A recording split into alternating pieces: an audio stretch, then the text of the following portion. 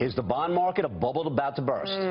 One Harvard PhD candidate thinks it will be the worst on record. Paul Schmelzing, who is a visiting scholar at the Bank of England, saying, quote, looking back over 8 centuries of data, I found that the 2016 bull market was indeed one of the largest ever recorded.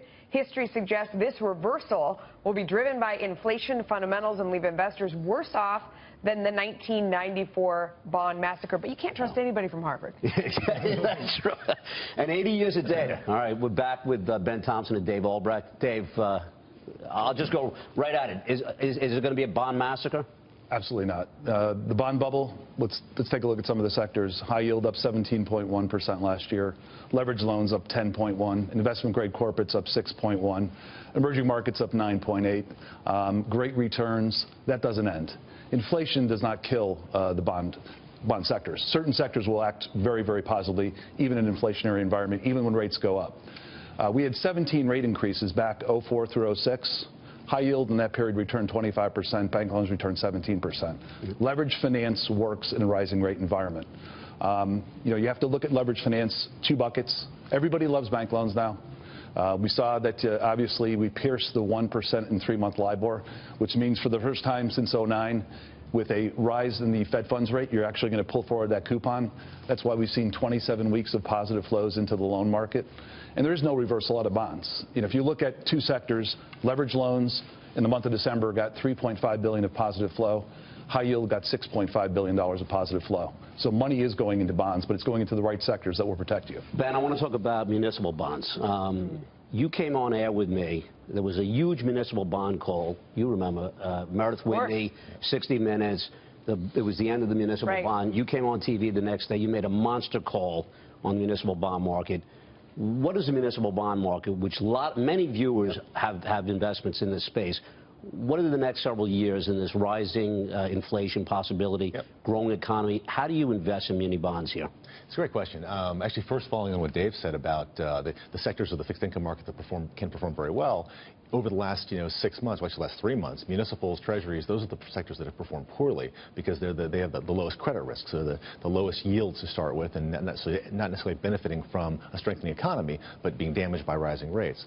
So munis have actually seen significant outflows. So we saw over the course of the year there were about $35 billion of total inflows, but in the last 8 weeks of the year there were about $20 billion of outflows. So you had 55 come in and then 20 go back out in a really short period of time. So it made the municipal bond market very cheap actually relative to treasuries. So if you look at municipal bond yield relative to a treasury yield, they're over 90% for most of the yields you'd want to buy. So as a taxpayer, that's not a bad place to allocate. Interestingly, we also had the biggest supply year since '86. This past year. So tremendous new municipal bond issuance this past year. Questions about the future are the big ones, right? The infrastructure question is an enormous one. Trump has talked about $1 trillion in infrastructure spending generated by the federal government and private money. Historically, that's the domain of the municipal bond market. And so opportunities in the municipal bond market will be very interesting as we watch infrastructure spending and infrastructure plans develop, but also even today in the market, places like the closed-end fund world where you can actually get a portfolio of municipal bonds that has a slight degree of leverage because of the closed-end structure can generate a very high yield at pretty attractive rates today. And I'd agree with David that the outlook for overall rates is not necessarily as pessimistic as I think the Harvard quote would indicate. Well, although, people point to pockets of potential disaster, for example, Illinois and New Jersey. I mean, they were number 1 and number 2 in terms of unfunded liabilities. That has to be worrisome. Yeah, I mean, Illinois, New Jersey, Pennsylvania, Connecticut. A variety. You also have the oil belt states, which has large budgetary shortfalls. Oklahoma, Louisiana, Alaska, North Dakota. You have what's going on in Chicago right now, downgraded to below investment grade. A much weaker parent than Detroit and in much worse shape, Illinois versus Michigan. As a taxable bond investor, I agree with Ben. Outflows and also tax reform have really hit the muni market. As a total return player, I'm saying if I'm going to get rid of my treasuries in my high-quality portfolios, the break-even for TIPS is not that compelling. TIPS have run. Why not go into municipal bonds and pick up a little additional total return as spreads come back and get back to normal? I think you guys have done a good job explaining why there's not going to be this bond massacre, and you're still going to be able to make money in the general fixed income market, but you've got to be an active manager. You can't basically just buy the index. So give me a sense of what your expectations, if I'm an investor in the asset class, what do you think I can get in terms of total rate of return over the next 3 to 5 years? First of all, I think it's a great point. You know, it's with Trump coming into office, you have hope and you have fear.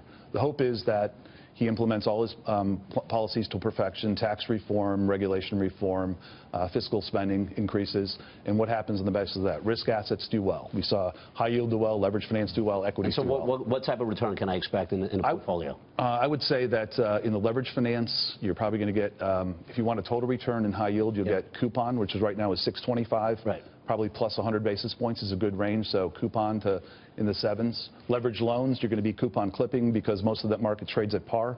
So right now that's about a 5.10. And then investment-grade corporates, coupons are 3.5%. You have still an insatiable technical underlying and bid. that's being a taxable fixed income investor in munis. Yeah. I'm glad Dave got that question first. Yeah.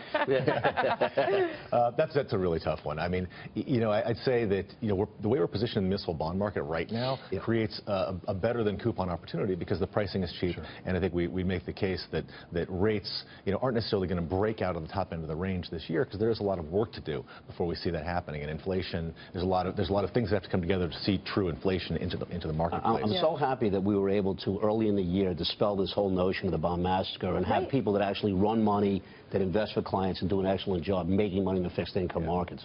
Unless we're wrong. Yeah. And that'll be a huge bummer. We won't be wrong. The flip side is you could see rates fall. I mean, we're towards the upper end of this band that we've had for the last 5 years, and if things don't come together the way expectations have framed them, then you could see rates drift back Excellent down. point. You know what else is really good for the domestic market in the U.S.? We have $8 trillion of negative rates around the world. So the technical demand for fixed income in the U.S. is insatiable right now. Yeah, it's a great point. Let's end there. Ceiling, too. Yeah, absolutely. All right, our thanks to Ben Thompson and David Albrycht. Wall Street Week. We'll be right back.